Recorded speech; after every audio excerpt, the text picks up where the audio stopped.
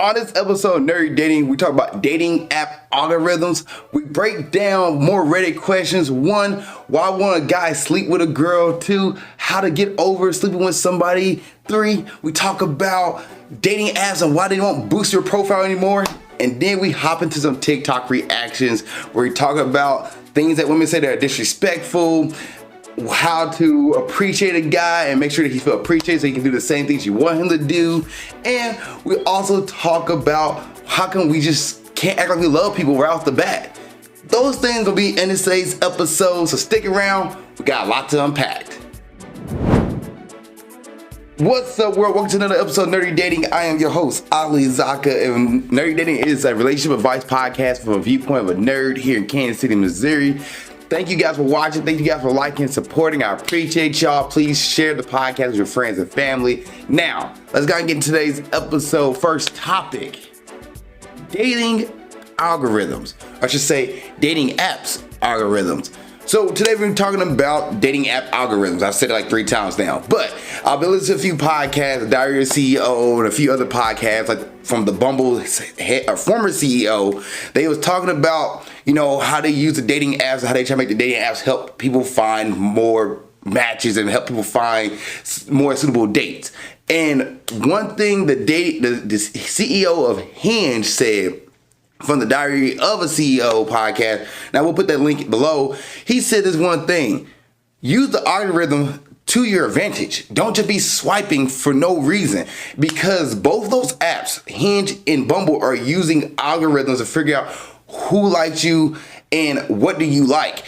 And with that being said, it means you have to fill out your whole profile. You just can't get out there and start swiping with 4 face pictures and nothing in a bio. Like, you have to do the little things like put your interests in there, put what you like to do and other stuff like that, because the dating app is going to start start matching people up with your lifestyle and religious views or political views or location. I guess location's always been a thing, but they will they're looking at those details a little bit more to figure out if you find a partner that will, for a potential date, that will mostly match well with you. They're doing that now. And I myself can even say to that, because when I got back on the dating apps, I noticed I started getting more matches with women who was into anime and into fitness. It was like fitness women and anime people. I didn't see hunters. I didn't see people fishing. I didn't see makeup people. I saw more anime and fitness people who consider themselves nerdy. And I was like, that's odd. Bumble and Hinge are sending me people who are more my style of lifestyle. And I was like, who beans? I wonder if anybody else is getting that same kind of, interaction on the dating apps. And then while I listened to those podcasts, I heard that they are purposely doing this on purpose. Another app that can get a better idea of that is Facebook dating. If you get on Facebook dating, they purposely ask you, hey, this person's interests matter to you, or this person, you want to see more people like this style, you want to see more people who like this kind of interest or who has this kind of lifestyle, you want to see more people like this, and they ask you yes or no. You can say no or yes, because what the system's trying to do is trying to figure out how to show you people who have pretty much similar interests that you best be more likely to swipe right on and more likely to match with. Now, men, this means do not swipe so much on so many women you see. There is just a beautiful face. Stop swiping on them. Make sure you look at their profile. Make sure you look at their bio. Make sure you look at what their interests are. And Bumble even show you, hey, you have the same interests. Hinge doesn't do that. Hinge doesn't let you know what interests they have. And then Facebook dating even show you have the same interests. Tinder, I think Tinder does it. They're active, or show they have, you got an interest in, X, Y, and Z, but Tinder doesn't really do it as much. It's kind of like a free for all. But as far as Bumble and Hinge go, definitely when you use those apps, definitely make sure you are paying attention to the interest and make sure you're swiping more cognitive and make sure you more conscious pretty much, and make sure you're swiping just a little bit more conscious and more cognitive. That way you do match with somebody who has similar interests as you. If you find yourself not matching with people who have similar interests or they have different interests than you, it could be that you're just swiping on everybody, or you're not swiping enough. And that's to the ladies. Ladies, you have to swipe more. You just can't sit there and wait for your Prince Charming to come to you, because Prince Charming ain't coming. Prince Charming ain't coming anymore. No, we're in a new age now. Stop sitting on your hands and feet and waiting. start swiping as well. Start swiping on guys that you actually want to talk to. Look at their interests. And they're like, okay, well, the dude says his interest in cars and stuff like that, and you're not into cars. Probably wouldn't swipe on somebody who has different interests than you. Start swiping on people who have similar interests. So that way, when you find somebody that you know, get on a date with, you actually have a conversation, you guys can talk about things. Not saying all your interests to be the same, but at least start with somebody who has similar interests. That way you have something at least to connect on, bond over. So my advice to men for this algorithm, using the algorithm to your advantage, don't swipe on everybody, swipe on people based off your interests. And for ladies, swipe on more people and swipe on people based off your interests. And let the algorithm do its things. Because when I got back out of dating apps, I saw that more women was into anime and more women was into working out. I was like, huh, that's odd. And then when I listen to those podcasts, like I said earlier, oh, they're making sure the algorithm actually is working and actually working towards your advantage. And if you're just swiping on everybody and their mom, you're going to find yourself not meeting the person who best suits for you because you're swiping on everybody out there. And somebody who stands for everything stands for nothing sometimes. All right, Reddit time. Massive success in online dating gone. I really somehow figured out how to be successful at the dating apps. Had dates with around 10 girls. Only 2 with stopping at the first date. Dating the last girl ended and I went again on the apps after a few weeks of being inactive. Instantly I had 5 matches on Tinder, but since Monday, none. On Hinge, nothing is happening. I don't know why. My profile is good since I had extremely many matches before. Well, it's because when you first get on the dating apps, the apps themselves are going to push your profile. Then somebody actually talked about the algorithms right here. Somebody legit in the comment just said, algorithms are working against you. Possibly you also drain your population of good matches. Now you're only left with what's left.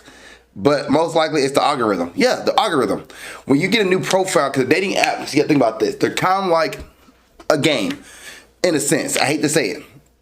But when you first get on there, they're gonna boost your profile. You get to see all the people out there. They put your profile in front of everybody. You're a new user. You're new active. So one, they like Hinge. If you pay for Hinge Premium, Hinge X, I believe, it shows you who the new users are in your area. Like these are new users. Your profile, the new users getting pushed to the moon. So everybody gonna see you. And then after probably a day or so, your profile is going to start leveling out to where it is depending on how many people are swiping on you. If ladies are not swiping right on you, your profile is going to drop to the bottom because it's showing that like, hey, the person doesn't have a really good profile. The profile is not getting that much likes on it. So it's going to put you in where you belong as far as the ranking of how many views or how many people are looking at your profile. If people are looking at it and swipe left immediately, it's going to drop your profile down. If people are looking at it and swiping right immediately, it's going to boost your profile up. For guys, most guys are swiping right. So every lady's profile is going to be put at the top. But for men, it's going to fall within that pecking order and what people look for and stuff like that. That's what's going on. Now, you say your profile is a good profile. If you're getting at least 1 or 2 matches a week on those dating apps and you're successful talking to women and going on dates, I would say in your situation, if you're good at this, go ahead and pay for Tinder Premium, Bumble Premium, Hinge Premium. Pay for it for a month. Don't overdo it. Pay for it for a month. Start getting matches. Start being effective with those matches. Start going on dates with those ladies or your partners. Go on dates. Start going on dates and start meeting people to talk to. And then from there, see where you want to go from. But if you're successful at getting matches, your goal is not to stay on the app. Your goal is to get off the app. But when you first get on the dating app and how they keep people on there is that dopamine rush, all the likes like that. Ladies, you're going to get 99 plus likes, 100 plus likes within 2 days. That's you. You just got to clean through the people who are liking you, or you can start swiping right on everybody you want to swipe right on, and you'll probably get a match with a lot of them. But for guys, we're not getting likes like that. We're not getting matches like that. And if your first day, yeah, your profile is boosted. To know a real true study of how a dating profile, if your dating profile is good or not, let it sit there for 2 weeks and see how many matches it's getting after the first couple of days of being on the dating apps. So then you know you have a good profile or not. Next one. What does still figuring out means in the online dating account profile question of what someone is looking for? To be honest, I am confused. I have been using mostly Bumble and Hinge the entire time. I have been using online dating, usually on Hinge, and I would see long-term partner or short-term or marriage, stuff like that. On Bumble, it's kind of similar. But then I decided to download and try Tinder, and what's so strange to me is way too many profiles are still figuring out about what they are looking for. How can I possibly take someone seriously that doesn't know what they want? I want to know if someone just wants to hook up or if they're looking for a relationship. To me, the still figuring out means they want both. A little hookup and also a relationship. If the one they are hooking up with is awesome. Why do you say it like that? Personally, I am okay with hooking up, but I can't even take a woman seriously if her intentions aren't clear. She will only be on my mind for hooking up and nothing else. What does still figuring out mean to you guys? Maybe I'm completely misunderstanding. Still figuring out means they don't know what they want. Which I said in another episode that you know what you want, you just gotta be intentional with that. You know if you want a relationship, but you were looking for the right person to come along. Like, that's completely fine. You know you want to just hook up, then that's completely fine. Still figuring it out is a way to say that, like, I'm looking for something casual. If I find a partner that I went on a date with, matched with them, had a good conversation with them, and felt like we had a good connection, I'll be down to take a serious relationship with that. But at the same time, I'm still dating around. I'm not locking myself into one person. That's what still figuring it out means. And pretty much it's just a way to say they want to be casual without legit saying I want to be casual. I don't think Tinder says short term, but then short term could be like, hey, I'm only here for a while. We hit it off and have a good relationship. I'm looking, it could be a long term thing. Still figuring it out means they just got on there. They try to figure out they want to be in a serious relationship, a casual relationship. They just want to hook up. They don't want to hook up. But I wouldn't even look at that and look like, oh, that's what they say, so I'm gonna hold them to that. No. Because people on the dating apps say they want a long-term relationship, and they will hold themselves and they put themselves on that, and then you go on a date with them 2 or 3 days, and they end up like, yeah, I kind of just I'm not really know what I want here. I'm gonna go move on, or they hook up with you and then just dip. So don't hold somebody to what their profile is saying as far as what they're looking for, because it's not always true. It's going to be different from each individual person. One person might say they were looking for something casual or something, still figuring it out, met this person, and then like, you know what, I'm putting my cards in and I'm about to go ahead and date this person, for real, and see what they're about. And another person who's saying like, I'm looking for long term, could turn around and say 2 days in, yeah, I know we hook up and everything, but I'm not looking for a long term with you. And they won't say I'm looking for a long term with you. They might just ghost you or just disappear. So I wouldn't look at that and be like, oh, this is the end all be all. If you think somebody's cute, you think somebody's profile is attractive, and you think they have a good bio, match with them. And then start talking to them, and then take them on a date and see what they're about. The profile is not all. I don't know, I'm getting frustrated right now. The profile is not set in stone. You have to get them on a date, because somebody can lie behind their profile screen. They can tell you completely one thing and do complete opposite in person. So you have to get them on the date to learn what they're about, to learn what they're going to. Now, you can completely say, skip it. I'm going to swipe left on everybody who's still figuring it out. That's fine. The thing is, you might miss out on a good potential partner who that person trying to figure out, come to find out, could have been the person that your life partner. So I wouldn't put too much stock in that. Like, I've met girls who said they was legit looking for a long-term relationship, and they end up saying like, you know what, ghost me at the date 1. So like, it happens. I wouldn't put too much stock in that. Like, what they looking for a long-term partner? Yeah, long-term, not with you. They'll still figure it out. They'll still figure out not with you. So just go ahead. And matter of fact, if you look at still figuring it out, I'll probably take that a little more honestly than somebody who said they were looking for a long-term or short-term relationship and then turn around and do the complete opposite. So it's a casual scapegoat, like, to be honest. Still figuring it out. So you can swipe right on them, you can swipe left on you. It's about what your intentions are. Are you looking out there to go out and have, to find a partner and find a serious relationship and sit there and talk to somebody, but you're not going to learn from that just from looking at their profile. One person's profile can be one thing, who they actually are is completely different. So Yeah. Get them on a date and then figure it out versus look at their profiles, love swiping like, oh, they want casual. Like, just because they say they're still figuring out could mean they want casual. Could mean they want something serious. They just don't know what partner they're going to be yet. So there you go. Next one. How do I, female 22, fix the lack of intimacy in my relationship with my boyfriend, male 27?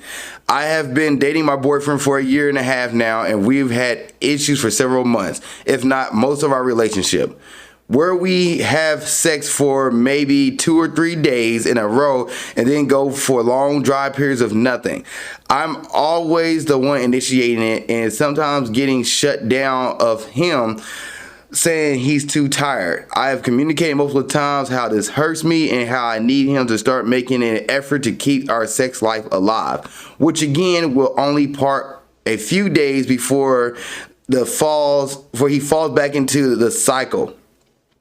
I don't know what to do. I try asking him if he's possibly questioning his sexuality. But he always denies, and he says he's straight and into me, but his actions don't seem like it at all. He calls me beautiful, pretty, and sexy, but I don't understand why he never seems to be in the mood. Any advice?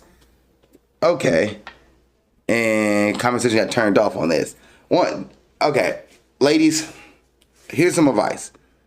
The first thing you should do when you're dating a guy who's all of a sudden goes from, having sex all the time to not having sex all the time, don't call out their sexuality. Like I don't know. To me, that never solves anything. And you question somebody's sexuality because they just don't want to have sex with you. That's not cool. Don't do that because I don't know. It doesn't seem like it doesn't have anything to do with the situation. It just seems like, oh well, maybe he's gay, so don't do that. Because a guy, if he's bisexual or he's gay or straight, like if he's turned on and he's hooking up with you, he wants to be like he's gonna have a good time hooking up with you. Put it that way. Like I wouldn't even say, oh, he's gay, so that's why we're not having sex. No, you say you have sex 2 or 3 days in a row, and then also you guys fall into a pattern.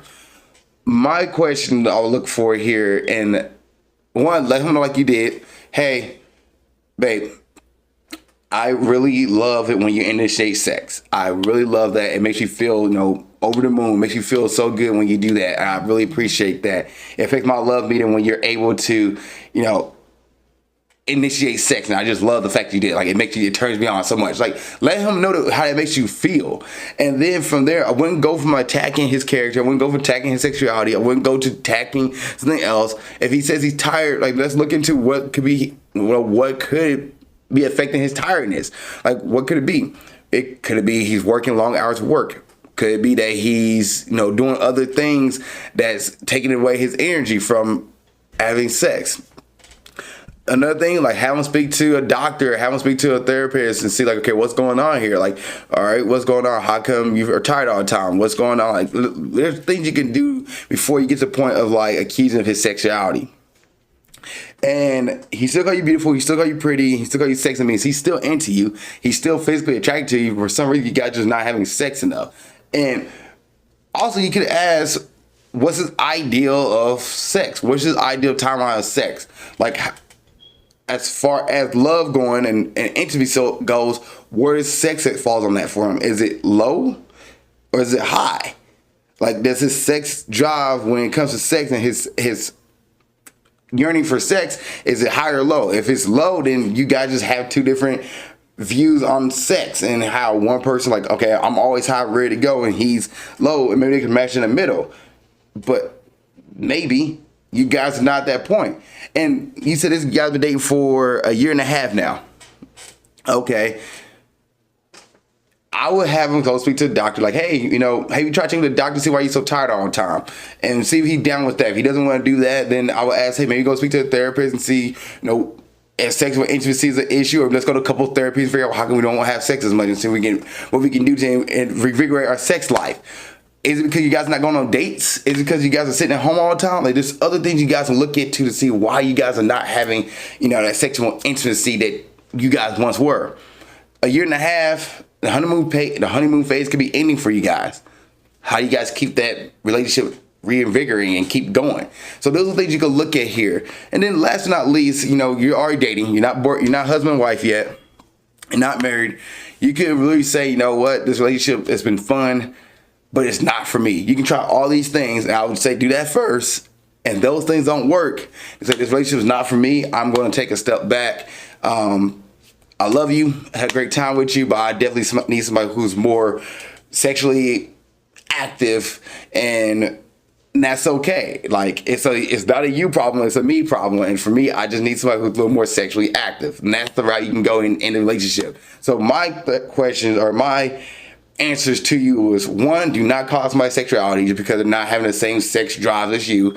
2, have to go speak to a doctor if you say he's tired all the time. And 3, go to couples therapy to figure out how to reinvigorate your guys' sex life and make it consistent and do things. 4, go on dates and date each other again. Then 5, if that doesn't work, end it. It's okay to be like, hey, we had a good run, but we're gonna call it a quit. Next one: rejected after sex. How does one get over the crap feeling that everything was going fine until they got you into bed?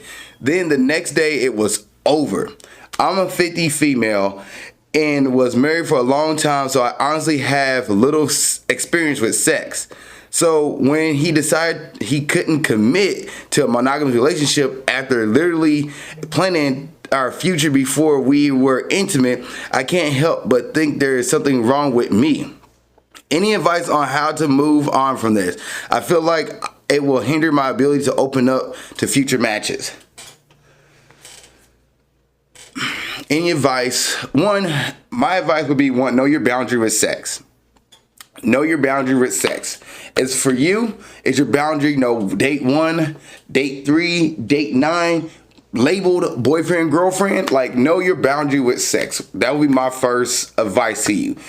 If you know what your boundary with sex is, you're not going to be easily just like, all right, well, I'm going to be laid down with somebody, and then if they left me go, like, oh no, they left me. How could they? Know your boundary with sex. 2, understand that everybody's viewpoint on sex is not the same as yours. That's the second advice I'm gonna give you. Not everybody's viewpoint on sex is not the same as yours. Matter of fact, I would ask somebody, if you're curious what somebody's viewpoint is on sex, ask them what their viewpoint is on sex. Ask them, like, hey, what do you think of sex? What's your thought process about sex? Is it, a connection between two people, or is it just having fun? I would ask that and ask them. I wouldn't ask like, is it just having fun, or is it a connection between two people? But I would ask them, what's your thought process on sex? What do you think of sex? And then let them speak on it.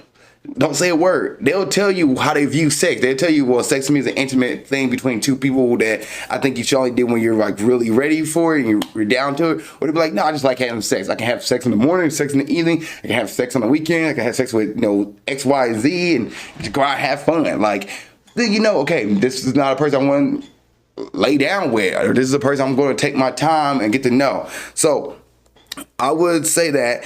Also, I would, as far as, you have to separate sex from like the relationship aspect of it. If you're looking to date somebody who wants a serious relationship, watch their actions, watch how they move, watch how they navigate, and see what they do. If a guy's sitting there, he wants to have sex, he's not going to stay around. He's not going to play the long game. He's not going to wait till boyfriend, girlfriend. He's not going to wait till week, 30 to have sex. He's going to be gone long before that. He realizes you're not hooking up with him after, week 2 or 3, or date 2 or 3 or 3 or 4. So with that, know your boundary on sex, and go out, and you can still go out and date multiple people and have fun and talk to people without having sex with them. Now, if you're thinking like, I want to have sex, I like having sex, then do not get upset when somebody leaves you after sex. Sex is one thing, relationship and mentality is another thing. And sometimes they do not go hand in hand. One person be like sexually active, ready to go, but then don't want a relationship. And one person have a relationship, but don't really care about sex. So I wouldn't put the two like they go hand in hand. Yes, they do make up, strong relationship. Like one of the top things of infidelity is sex. Cheating, people cheat because they're not getting something from one person. But I wouldn't put stock in the dating and talking stages. Be like, oh, this person's want to commit a relationship, they're hooking up with me. No, I wouldn't do that because somebody could walk away. So 1, set your boundary on sex. 2, ask that person what their viewpoint is on sex. And then 3, when it comes to like finding a partner, talk to them, date them. You don't have to hook up with them, but date them and see how their ways, how they move, and how their actions are when it comes to a potential partner for you. 28 male asked 24 girlfriend her body count. Doesn't go well. I asked my one year and 5 month girlfriend what was her body count. It didn't go well. She tells me it is 8 and why I'm asking this. To be honest, I was just curious since it wasn't brought up before and she never asked me. All of them were hookups and most of them blocked her after or had partners. So pretty much the side piece. I didn't say this, she did. She cries and tells me she doesn't want to remember any of it, that it was a dark past for her. And then again, she kept a video of herself doing oral with a hookup before our relationship. Just a weird response being that if it made you feel that way, why would you keep on doing it? She deals with depression and some family issues. Did I do wrong or is there something behind her reaction? I love this girl and I don't really care about our past. Just her response throws me off. She probably was hooking up because she was lonely. Probably hooking up because she was looking for somebody to accept her. And she maybe thought that sex was a way, because if you're not taught correctly, people think sex is a way to connect with somebody. Well, it is a way to connect with somebody, but people think that's the only way to connect with somebody. And when somebody throws your way, and it sounds horrible to say, after sex, like you hook up with them, they just like abandon you or leave you, you get more and more like, oh, I want that more, I want that connection. So I feel like sex is the only way to get that connection, and sex is not that way to get that connection. And we shouldn't put that much emphasis on sex. We should actually have a conversation, I think as a country, about like the separation of sex and connection, because not all the time does sex equal connection. Not everybody looks at it the same way. So she probably was trying to find something to fill that void of loneliness at that time. And what you did when you asked her body count, you brought it back up. And she's like, oh man, I put that away. I finally met somebody who values me for the person and not values me for my body. And here we are talking about something that I didn't really like proud of. I'm not proud of the fact that I slept for people just to have a connection and try to connect, use my body as connection, and it didn't work. I'm not proud of that. Now, she didn't say that, but it's the way she's acting regarding this. And you're like, well, she kept a video of it.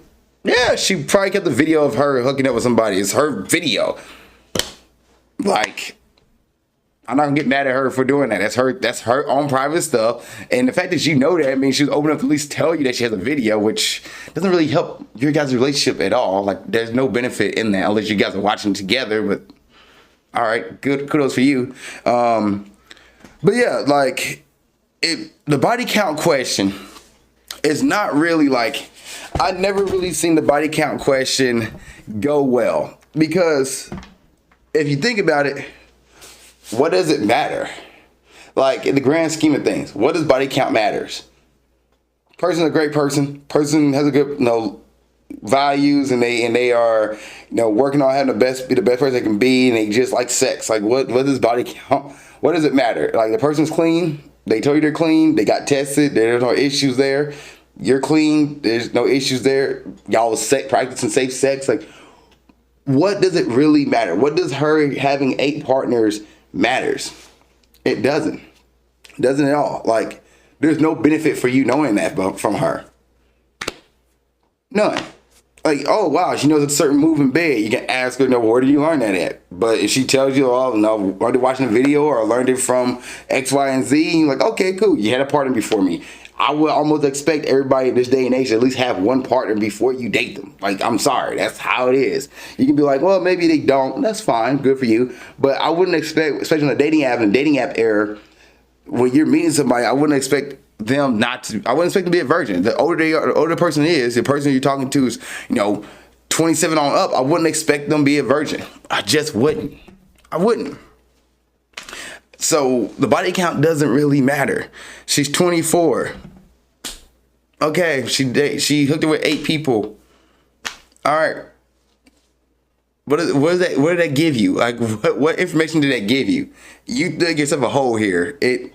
Like, if you know she's clean, why did that matter? I don't know. To me, it didn't matter. So, the body count doesn't it's not something you should really worry about. If their partner's safe, your partner's being safe, your partner's clean, asking the body count, asking what number, it doesn't matter at the end of the day, especially looking for a long-term partner. It doesn't matter. You're gonna take somebody's great qualities, throw them away because they had 10 partners. For her, she had 8 partners. 8's not even that high, but you're gonna throw that away. Like, why does that matter? Why does that matter? Next one. How do you say, why won't you F me? I'm 24, have been seeing a guy for about 3 months, not officially. We had a conversation about our intentions. I explained that I was physically interested, which was reciprocated. We have had some heavy petting sessions, but haven't had sex. This is where I'm confused. I blatantly said, let's have sex, and he has brushed me off multiple times. I know for a fact that he is not waiting for marriage. Can't get it up, isn't gay, and is interested. How do I make it more clear that saying let's F? How about you said let's have sex. Yeah, let's have sex. I blatantly said let's have sex. Well, okay, there's a few things here. Maybe one, he's not ready to have sex. He said that he is 100% into you. Yes, but maybe he's not ready to have sex. 2, maybe he's dating around. Maybe because you said you guys are not officially. You're not official. It means he could be dating around, dating multiple women. At this point in time, he probably has one lady he's sleeping with, and the other ones he's talking to, but he's not, going all the way to, second base and third base. He's probably at first base, and he's cool with that. For you, if you're finding yourself with a guy you've been talking to about 3 months and he's not sleeping with you and you want to have sex and you guys not official, you can go talk to other guys. As a matter of fact, you can go put your investment and basket into another guy and say, hey, I want to have sex. You didn't want to have sex. I don't want to be in a relationship with somebody who I have to beg for sex. I don't want that. I'm going to end this. I'm done. You can 1000% say that, and that's perfectly fine for you.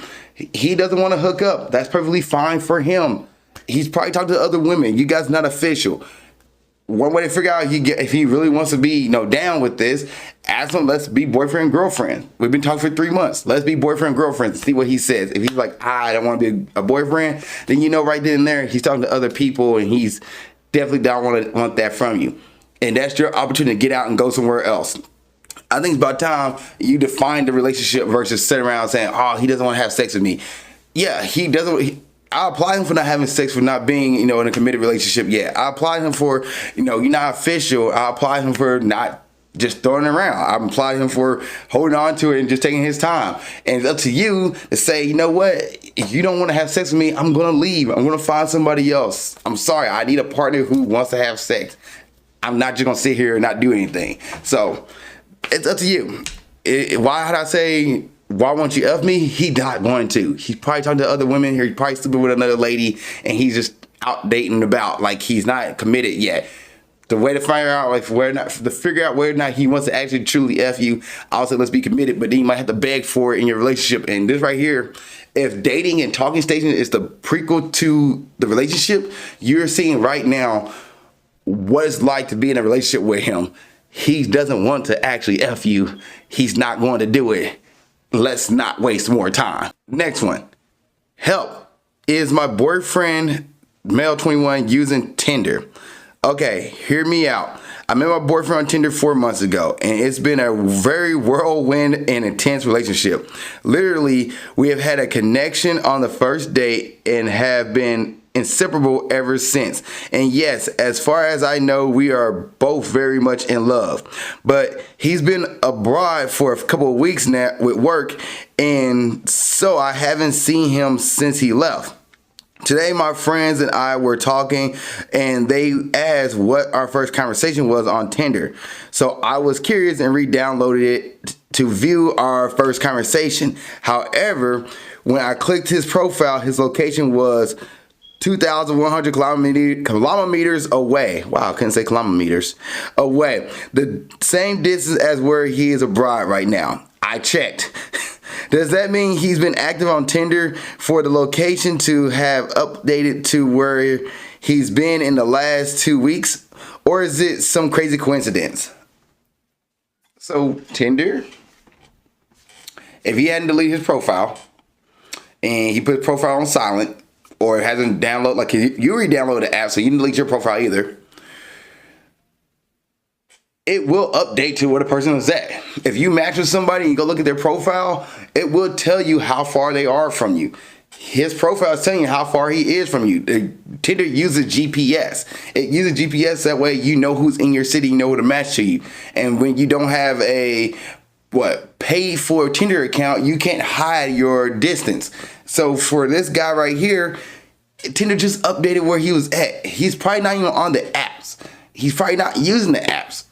If you want to ask, you can ask your boyfriend, hey, I saw Tinder updated your location. Have you been using Tinder?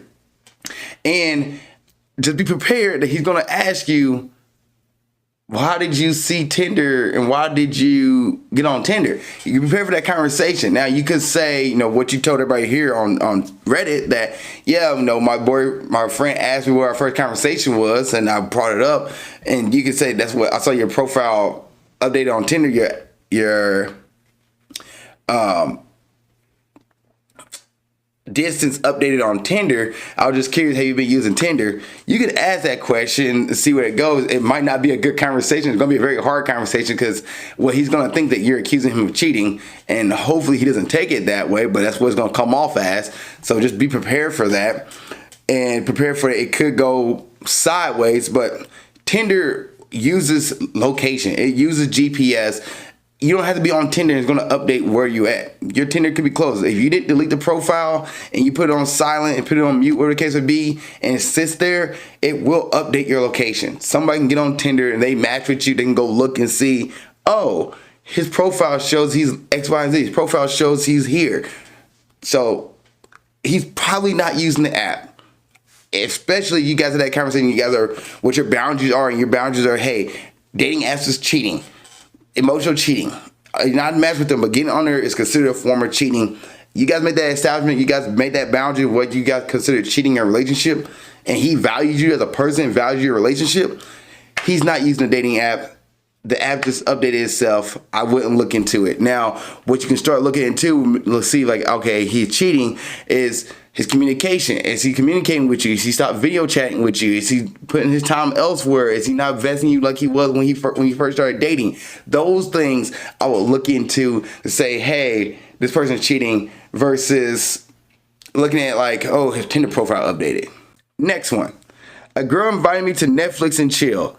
So I've never had a girl invite me over to her place. She already make her intentions clear about having a good time with me, but I just wanted any tips and what to expect and do's and don'ts about Netflix and chill. I never went to a girl place nor had sex with one.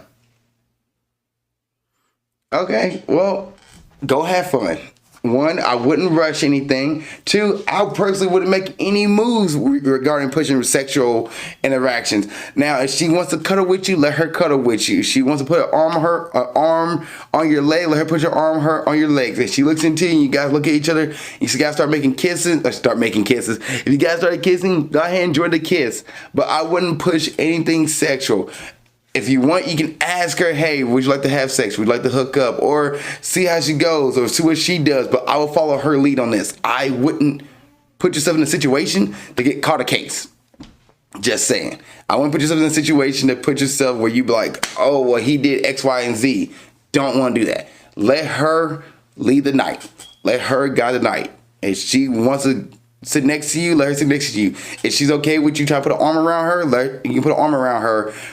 But watch her body language, watch her reaction. You try to go like this, throw the arm around, and she moves away, then put your arm back in your lap and say, all right, this is where we're sitting there for the night. If she leans into you, put her head on your chest kind of thing, and you guys hugging each other and cuddling each other, and you know right then and there. And then the moment she says stop, stop. So just be calm, be cool, don't expect sex. I wouldn't expect sex on the first night. Just saying. Nothing that, if sex happens, mazel tov. But if it doesn't, I wouldn't even try to push it. Just enjoy the ride, watch the Netflix movie, see how the night flows, and go from there. Last one, before we start getting into TikTok reactions. How do I help my boyfriend with his insecurities?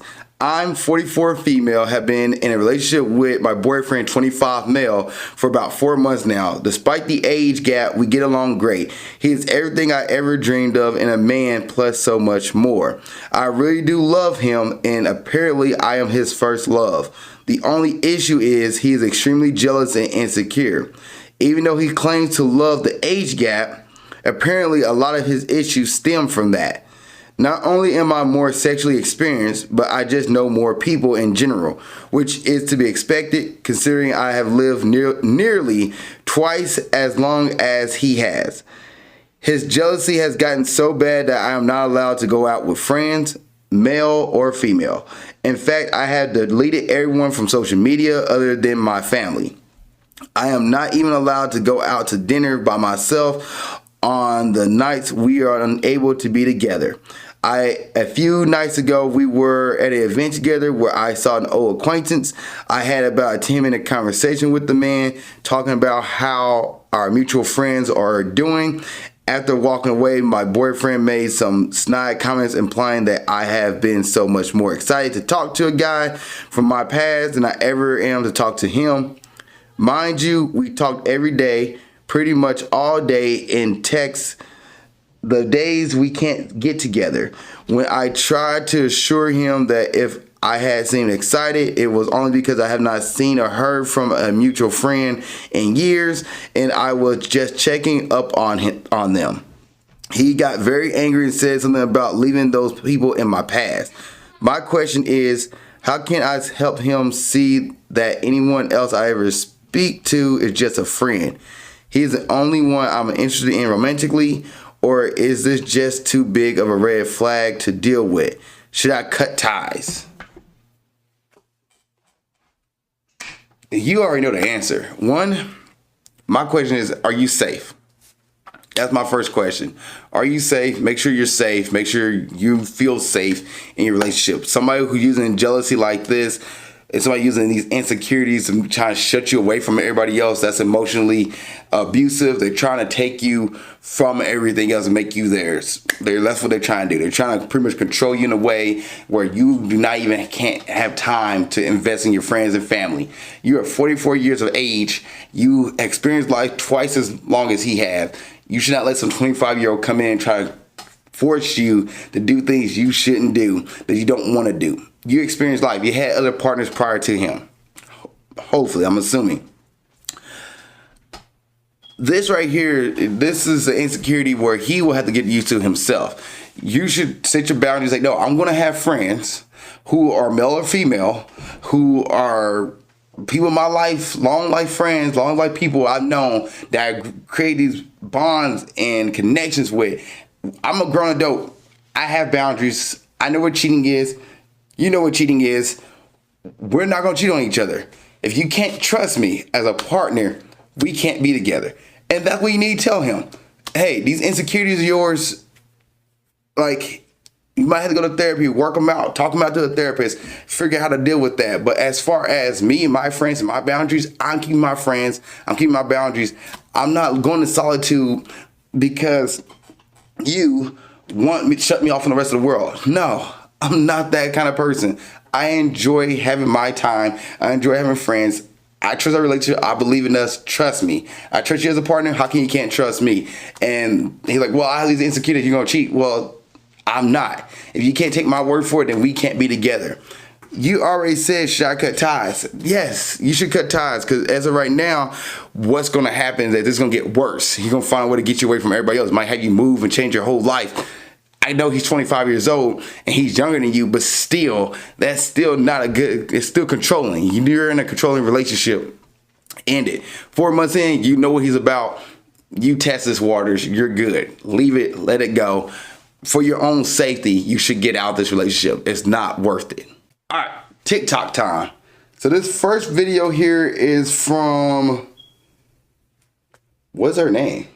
Randy Baby? I think it's Randy Baby. I'll probably say it here in a moment. Anyway, she goes, are men waiting for women to say something first? Because that's crazy. All right, let's see what she has to say here.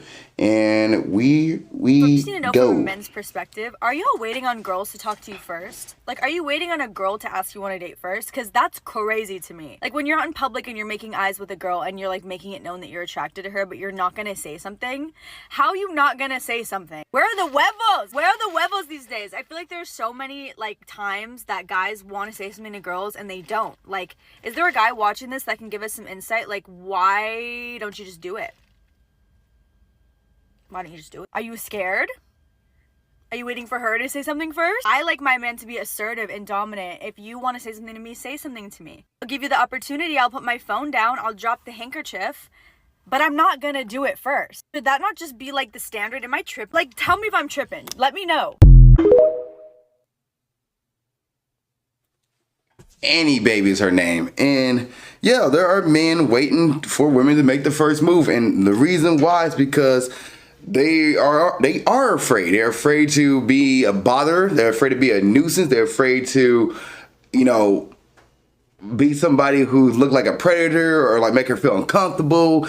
And then you get the women posting these men on TikTok. So dude came up to me, he was ugly. Where's the beautiful guys at? What a good looking man there. How come nobody approached me who are good looking? So guys don't want to be another TikTok, another Instagram, another Facebook social media post about a dude who just trying to shoot a shot and the girl just shut him down abusively. Like, guys don't want that. Guys are afraid to do that. Yes. And it sucks being rejected. I'm not gonna lie. It does sucks being rejected. Like, you get rejected. You don't have a steel cojones to get rejected, because when you do get rejected in public, it's not a fun sight. Like, everybody's like, oh dude shot his shot, it didn't work out, oh man. Like, that feeling, and not even people actually doing it, but the feeling of that happens. Because I've done it before. Shot my shot in public before, and when it doesn't work out, you're like, well, I did the best I can do. I'm going to keep moving this way. But the whole, like, dude, you shot the shot. I saw you, man. Like, hey, it sucks. Like, your friends should have your back when that happens, by the way, guys. You shoot your shot and it doesn't go well, your friends should, like, pick you up versus, like, ball busting you. But, hey, here it is. But, yeah, men are afraid to do that. Men are afraid because of the Me Too movement. Men are afraid to make women feel uncomfortable. Men are afraid to not make her feel like she's a piece of meat, where the case may be. So he'll sit from afar and stare, which is not the best. To me, drop the handkerchief, yes. If a dude drop the handkerchief so the guy can pretend like, hey, I saw you drop this, open up that conversation, that's the best way to do it. To me, one of my favorite rules is a three-time rule. Like, you come across each other 3 times, and the first time you smile at each other, second time you acknowledge each other, and then start a conversation. That's the best way to approach versus just standing from across the room. Because across the room, like, we haven't made eye contact, but it doesn't mean like we actually are, you know, interested in each other, or I thought you were attractive, but couldn't figure out a way to get over and open up a conversation. Because sometimes some men don't even know how to open up a conversation. It could be fear of, like, how do I start a conversation with her? I see her, but what do I say? You hear guys say that, and sometimes just like, I don't know, talk about the environment going on. But it's that approach. Yeah, the approach is 1, nerve-wracking. 2, like, what do you say? And 3, guys just don't want to be made fun of or be put on the Instagram, social media about, like, this ugly man came and talk to me. I've reacted to videos on this channel where girls like, don't come talk to me unless you're a 10. If you're not a 10, don't even step to me. Which, that's all subjective. Like, it's all subjective. So, yeah, that's why. That's why guys won't approach, and since I'm waiting for a lady to make the first move, because at least it knows that she's attractive. I had a friend tell me he wouldn't match with a girl, he wouldn't talk to a girl in person, but he'll definitely talk to her on a dating app. The same woman, if he matched with her on a dating app, he'll talk to her, but he saw her in person, he wouldn't approach her. Because he's like, I don't want to be a bother. At least the dating app gave him the opening to show that, like, oh, at least she's interested in me and there's actual interest. So, there's that. Alright, next video here. This is from Erica Dwyer, and she says man repellent outfits. So let's see. Man repellent outfit. I spoke about this last week, and I wanted to talk a little bit more about it because 1, people were a little confused, but 2, people liked the look. From what I've observed, and in my opinion, I think a man repellent outfit is something that sits outside of what the male gaze deems as sexy or attractive. Can be things that are either typically described as matronly, masculine. Think of every TikTok you've ever seen of a man saying what he doesn't like on a woman, typically being asked by another male interviewer. those items. In these interviews, I've seen them yap about anything from maxi skirts to mom jeans to docks to Birkenstocks to hating girls that are just into that star sign stuff, bows, anything. I've seen it all. I would say that this aesthetic, if you could even call it that, comprises of a lot of those pieces because girls do enjoy wearing them, and the purpose isn't necessarily to just be attractive. A lot of people ask me where they can find stuff like this aesthetic. There's honestly so much already on TikTok. I also do think elements of it are very much so like the eclectic grandpa style. Cowboy boots took me. I'm sorry. Grandpa, but this is like that kind of look in a way. Into different silhouettes, experiment, have fun, and I think that that's just the best way to approach style all around. I love she got this man repellent outfit. I'm gonna let her go back to the second part. Yeah, man repellent outfit. I'll let that sit there for a moment. I love how she called that the man repellent outfit because I mentioned before, a guy would talk to a girl in a paper bag. Like, if she's cute enough, they will talk to her regardless. The cowboy boot one with the shorts and the cowboy boots, like the cowboy boot one, I can see a dude just talk to her just because, like, that's different. Why are you dressing different? You know, why? That's interesting. That's different. I'm going to see what she's about just because she's wearing such a unique outfit. And then plus, if her personality is cool, it doesn't matter what she's wearing. If her personality is cool, a dude will sit and talk to her for hours. Like, you guys bonded over something. Let's say I went to, I'm not sure, I don't think that's country, but let's say I went to a country concert and she's wearing, don't really say country to the cowboy boots, but she went to a country concert like that. I don't think she's into country, but if she did, I can see a dude talk to her just because she was so out the norm that it was like, what are you about? Let's learn what you about. Like, yeah, a dude would talk to a girl in a paper bag, so yeah. Next video. This is from Lifestyle Low. I have See what she has to say. this numerous times, and he doesn't believe me. But sometimes I think to myself, maybe I should stop bugging him, calling him, texting him, annoying him all day long, so he can like go do other things and like live his life. And then as soon as I finish that thought, I'm like, actually no, actually I do need to bug him and annoy him, because if I don't do it, that leaves the door open for some other girl to do it, and I'll never let that happen. He thinks I'm weird. I think I'm being proactive. You decide. I don't think it's being annoying and bugging. If a guy says he's annoying, you're annoying him. Like, a guy would tell you you're annoying him. He would tell you you're annoying me. You're annoying.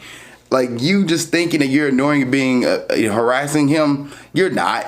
Matter of fact, guys appreciate that. Dude's silly into you. He wants to speak to you. He wants to talk to you. And you guys, boyfriend, girlfriends, this, you showing that, like, reaching out to him, talking to him, having a conversation with him, show that you care. Show that you do care for him. Even if he's off doing his own thing, he say, hey, babe, I'm going to go play this or going to go do XYZ activity. Make sure you want to get back. And when he gets done, he messages you, then you know, like, okay, he's there, I'm going to message him. Like, we want to have a partner who cares.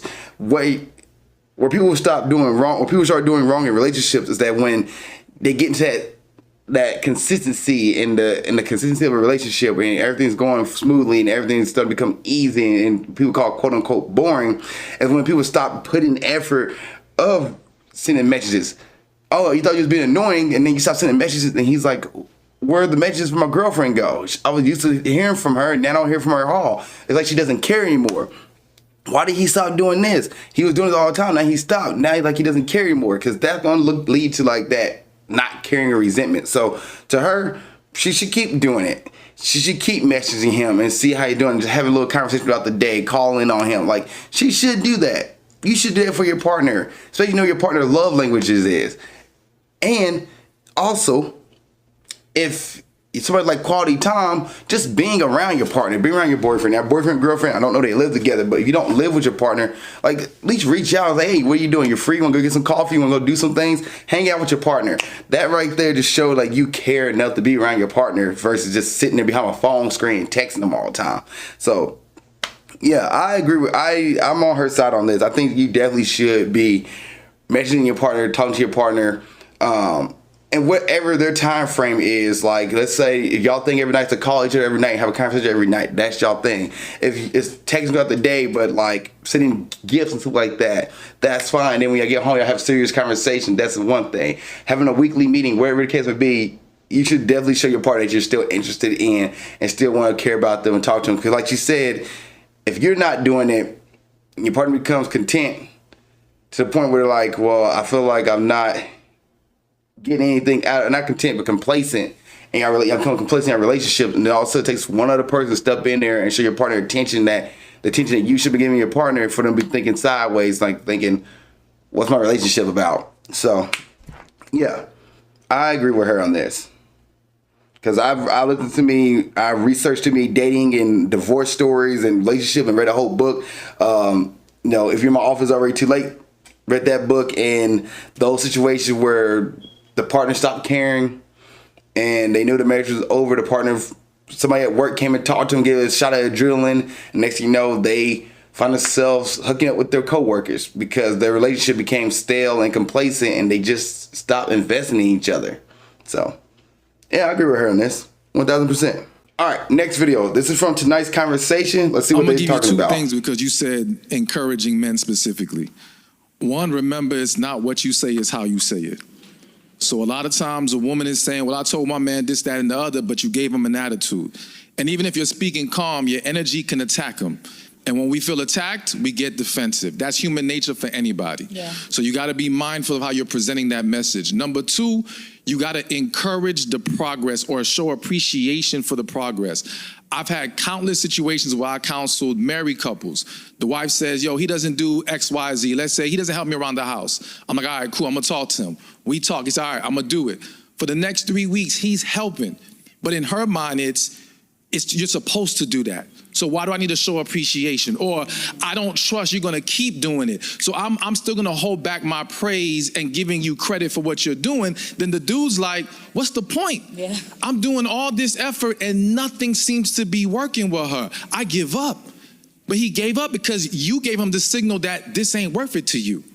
So you got to show him that, no, you appreciate, you see his effort, you see his progress. Because as men, 1 + 1 = 2. If we do this and we get that and it's good, we're going to keep doing it.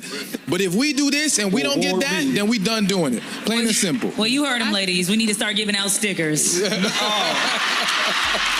understood you. And I like that. I really with that. That's not what I was talking about.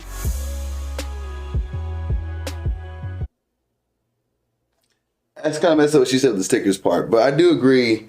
It's like your partner does something show gratitude, show appreciation, even for the little things. The little things. I think we forget that even from friends and family, not just relationships, not just boyfriend, girlfriend, not just husband and wives, but we forget to appreciate your partner for the little things. We take little things for granted, and those little things, when they disappear, they hit the most. She take the little things for granted. Take the trash out, and she's like, I was trying to tell you to take the trash out. I shouldn't tell you to do your chores. But just say, hey, I appreciate you when you take the trash out. I appreciate you when you're doing this. Because those little things make your partner like perk up and like, she appreciate that. He appreciate that. He likes the fact that I did this. He's grateful for that. She's grateful for this. That makes that whole feeling a lot better and make that reinforcement of, all right, I'm going to keep doing this because my partner appreciates it. My partner shows gratitude. My partner is grateful for the fact that I do this. We seem to forget those little things and forget to be grateful for the stuff and just hand out thank you and reminders and love for one another. And that right there would cause that resentment. It cause that separation. It cause the things you're doing in the first 2 months of your relationship. Now, here's month, 372 and y'all not doing it again because y'all just stop investing in each other. But the longer you keep investing in each other, the longer you keep showing gratitude and appreciation, the more your relationship gonna get stronger. Now, I don't like the girl said, oh, the man just wants stickers. That just completely, took everything he said and put it the rug. It's like, oh, well, guess we gotta get out stickers. Like, no. That's not what he meant. He was talking, Steven Speaks right there was talking some real stuff about, appreciation and gratitude. And when one person do something, there's an act of service, you say you're grateful for it, you're thankful for it. When somebody does something, you say that, even though it's their chores and the things they're supposed to do, to say, I appreciate you doing that, because that appreciation goes a long way. So somebody you appreciate for the things they do just means a lot. it means a lot. It sometimes can keep somebody's motor going. When they're like, I'm about to throw in the towel, and they hear, thank you for making breakfast for me this morning. I appreciate you doing that. I appreciate you doing the work you do around the house all the time. Can shoot somebody through the moon, because at least they know their hard work is getting displayed and getting shown. The things that nobody talks about is at least getting talked about. And that makes all the difference sometimes. We'll do 2 more videos and we'll call it an episode. So this next video here is from Sophia Banff. And she did ask a question, like, what did you guys think on her comment section? Let's see what she has to say on this TikTok. I hate living in this nonchalant ass generation, because if I could tell you that I loved you right now, I probably would. What do you mean I have to wait 30 minutes to reply to a text? What do you mean I have to act like I don't like you so that you like me and then something happens? Why do we have to act like we don't like people for them to like us and then in the end up liking each other? Like, what's going on? Why do we all have to pretend like we don't like each other? I'm so full of love, like I need to tell everybody that I love them. Why do we have to act so nonchalant? I don't know. That's part of the dating game. It's part of the dating game. It's the whole being told, like, you don't want somebody making you their whole life right off the bat.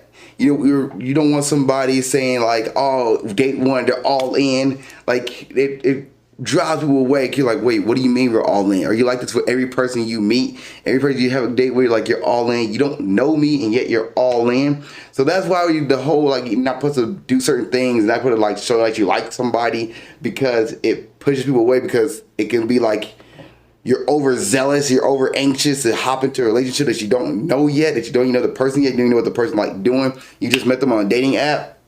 So that's why, and because you're dating so many people at once, or talking to so many people, or people are talking to so many people, not just you specifically, but people are talking to so many people at once that, like, you're throwing your eggs in one basket. When that person has their eggs in multiple baskets, it's like, it could be detrimental. So it's more for emotional stability and more for mental health, not to just go all in at the one date.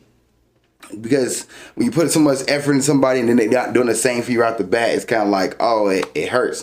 Now, if that's the way you want to move, and you know, like, okay, I know the consequences of me talking to somebody and getting to know somebody, and I want to say, like, hey, I really appreciate you, I want to set up a relationship right now. If you know that's what you want, and make that boundary known, like, hey, I had a good time talking to you the first 2 dates, 3 dates, 4 dates. Would you like to be boyfriend, girlfriend, or would you like to be exclusive? I don't like exclusive. To me, exclusive is just boyfriend, girlfriend. But I know some people choose that card. Would you like to be boyfriend, girlfriend? And that's up to them to be like, no, I don't want to be boyfriend, girlfriend. Or, yeah, I'm down to do that. But if you want to talk to somebody, talk to somebody. If you want to mention somebody, mention somebody. Do not care how they're going to respond to you. And they say, like, well, I don't like all that messaging, I don't like all that talking, and they say this is not for me, that's their prerogative, not your prerogative. So it's okay to talk to somebody, get to talk to them, reach out to them, send them messages, and actually show interest in somebody. It's okay to show interest in somebody. I wouldn't tell somebody I love them as a date too. That right there is like, wait, you don't even know me. So it's okay to show that you're interested. You don't have to show that you love somebody, like, tell somebody you love them, that's a date 1. No, but it's okay to show that you're interested, and they're not interested in you, that's their loss. You can move on. But that's why we do that whole, I don't want to show too much interest because I want to push them away kind of situation, because it shows like, wait, what are you doing? You don't really know me yet. So you can be interested and definitely show your interest in somebody, but don't get upset when they don't show the same interest back and they don't reciprocate that interest. It's 1000% your prerogative to say, I'm leaving, deuces. All right, next video, and this is probably the last one here for this episode. We might go one more, let's see. All right, $2,000 makeup look, why men should always pay for dinner. Always pay for dinner. And this is from Liv Smith. That's what she says. Men should always pay on the first date, and this is why. There's about to be $2,000 on my face, starting with Dior Moisturizer, $135. Dior Capture of Youth Serum, $125. Dior Primer, $50. Armani Primer, $46. Flawless Filter, $49. Chanel Liquid Highlighting Drops, $57. Dior Foundation, $57. Dior Concealer, $40. Chanel Bronzer, $60. Chanel Multi-Use Stick, $50. Chanel Blush Stick, $54. YSL highlighter, $27. Chanel powder, $56. Dior bronzer, $50. Dior highlight, $50. Dior backstage, $48. These Dior blushes, $80 total. Dior backstage, $52. Eyeshadow, $68. Dior eyeliner, $35. $68. Okay, Moonstone, $24. Eyeliner, $35. Eyelash curler, $35. Dior mascara, $33. YSL mascara, $35. Whirl lip liner, $24. Charlotte Tilbury liner, $25. Chanel lip duo, $48. Chanel lip gloss, $40. Urban Decay setting spray, $36. Total cost is $1,745. If you're a girl, make sure the man pays. Don't waste $2,000 on nothing.